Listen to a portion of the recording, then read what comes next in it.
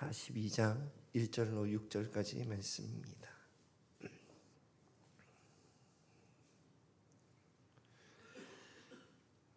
함께 교독하겠습니다. 제가 먼저 읽겠습니다. 욥이 여호와께 대답하여 이르되 주께서는 못하실 일이 없사오며 무슨 계획이든지 못 이루실 것이 없는 줄 아오니 무지한 말로 이치를 가느든 자가 누구니이까. 나는 깨닫지도 못한 일을 말하였고 스스로 알 수도 없고 헤아리기도 어려운 일을 말하였나이다. 내가 말하겠사오니 주는 들으시고 내가 주께 묻겠사오니 주여 내게 알게 하옵소서. 내가 주께 대하여 귀로 듣기만 하였사오나 이제는 눈으로 주를 배옵나이다. 그러므로 내가 스스로 거두어 드리고 티끌과 제 가운데에서 회개하나이다. 아멘.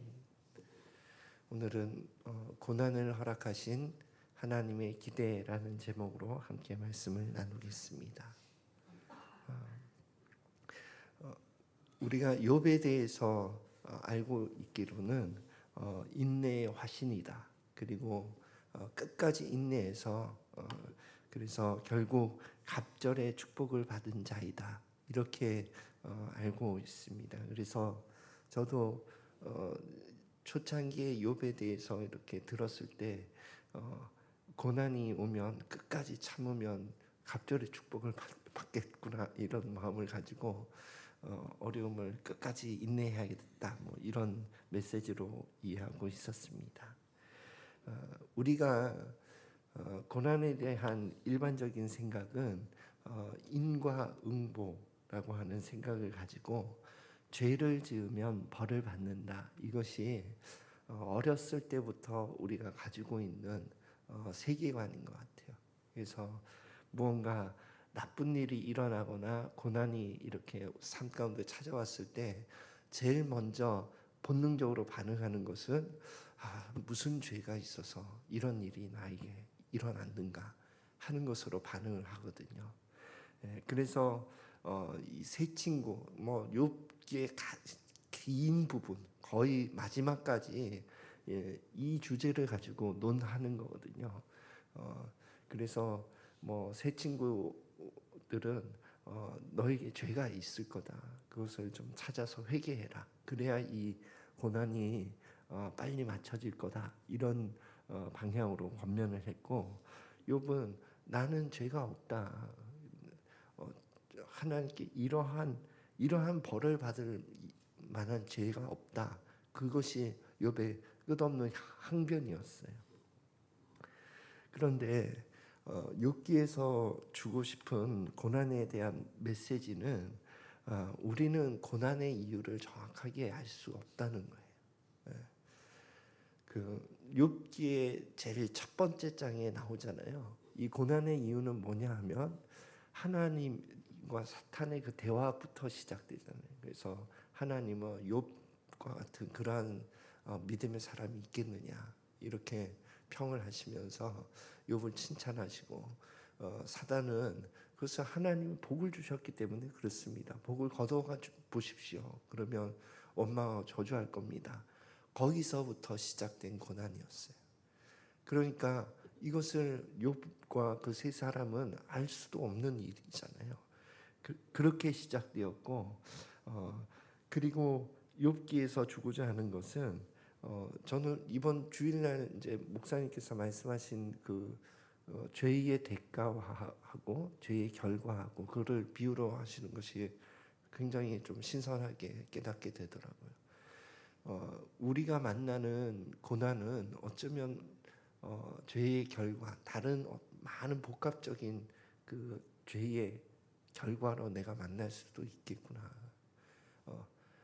죄의 대가인 꼭 나의 죄의 대가로 이 고난을 만난 것이 아닐 수도 있겠구나 하는 것을 좀 깨닫게 되더라고요. 그것처럼 우리의 모든 고난을 인과응보라고 하는 틀 가운데에서 이해할 수 없다 하는 것이 욥기에서 주는 메시지가 되는 것입니다. 그리고 욥기에서 주고 싶은 의인, 그러니까 하나님이 사랑하고 또 하나님이 귀하게 여기는 그 욥의 고난은 하나님의 신뢰에서부터 시작된 것이다 하는 거죠. 그러니까 욥은 이 고난 가운데서 믿음을 버리거나 이렇게 하지 않을 것이다. 실족하지 않을 것이다. 나는 욥을 믿는다 하는 마음에서 시작된 것이에요. 그리고 우리의 삶 가운데도 하나님께서 고난을 허락하실 때 하나님의 마음은 자녀를 향한 부모님의 마음과 비슷한 것 같아요. 그래서 어떤 때는 이제 보다 못해서 이 잘못을 고쳐야겠구나 하는 마음이 들 때에 고난을 허락하시는 것이죠. 그것은 어쩌면 죄의 대가로서 고난이 허락되는 것일 수 있는 것 같아요. 그러면 하나님 그 죄의 대가로서 고난을 허락하실 때에는 회개하기를 원하시는 거예요. 예.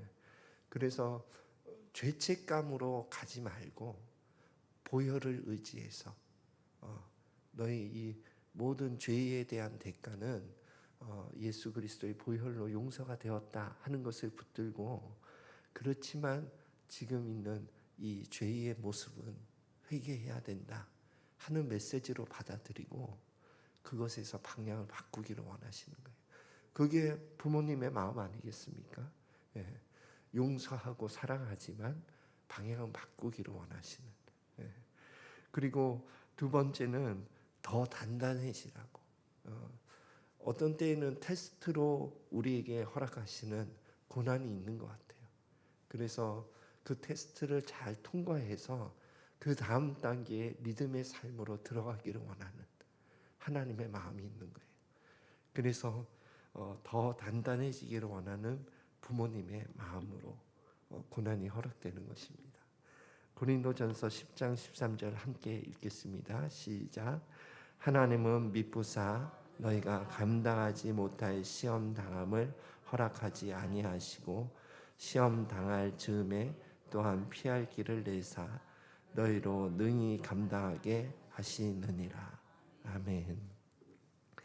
그래서 고난을 통해 우리에게 주시는 메시지는 저는 이 세 가지라고 생각합니다.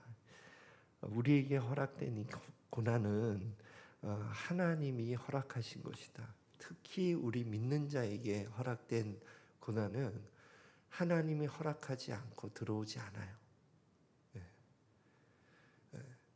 하나님이 허락하지 않고는 들어오지 않습니다. 그리고 허락한 그만큼만 들어올 수가 있습니다. 그러니까 이 고난은 하나님이 허락하신 것이다 하는 것이 첫 번째고, 두 번째는 욥기가 마지막 장, 오늘 읽었던 그 본문의 그 장에서 반전이 일어나거든요. 어떻게 일어나냐 하면 욥이 하나님을 만남으로 일어나는 거예요. 그전에는 뭐 수없는 그 각자의 생각을 가지고 토론을 하지만 결론이 나지 않았는데, 결론이 난 그 시점은 하나님을 만난 그때, 내가 알지도 못한 걸 가지고 떠들었군요. 내가 회개합니다. 그래서 하나님을 만나게 될 것이다. 이 고난을 통해서, 이 어려움을 통해서 하나님을 만나게 될 것이다 하는 것을 꼭 붙들고 끝까지 그 고난을 잘 통과하면 됩니다. 고난은 반드시 터널과 같이 끝이 있습니다.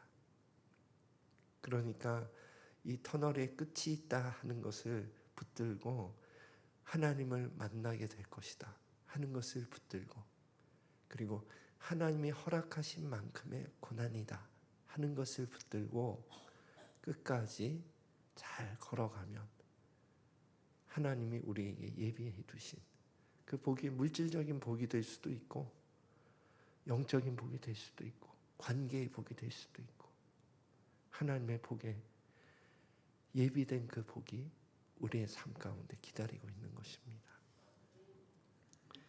그래서 하나님의 오늘 제목을 이제 고난을 통한 하나님의 기대 이렇게 잡은 것은 고난을 통해서 하나님께서 기대하시는 마음이 있는 것 같은데 그것을 저는 이렇게 표현해 보았습니다. 고난 가운데서 이런 고백을 듣기 원하시는 거예요. 하나님, 나는 하나님을 신뢰합니다. 하나님, 하나님이 늘 옳습니다. 그 고백을 하면서 고난을 끝까지 잘 걸어가시는 저와 여러분이 되시기를 예수 그리스도 이름으로 축원드립니다. 기도하겠습니다. 하나님 아버지, 여러 가지 모양으로 우리에게 다가온 고난을 하나님 안에서 잘 극복해 나가기를 소원합니다. 하나님께서 그 고난 가운데 함께 하신다는 것을 잊지 않게 하여 주시고 사망의 음침한 골짜기에서도 주께서 우리의 막대기가 되신다는 것을 잊지 않게 하여 주옵소서. 그래서 끝까지 하나님 당신이 옳습니다. 나는 하나님 당신을 신뢰합니다 하는 그 믿음을 붙들고 끝까지 이 고난의 길을 통과할 수 있도록 축복하여 주시옵소서. 감사드리며 예수 그리스도 이름으로 기도드립니다. 아멘. 주기도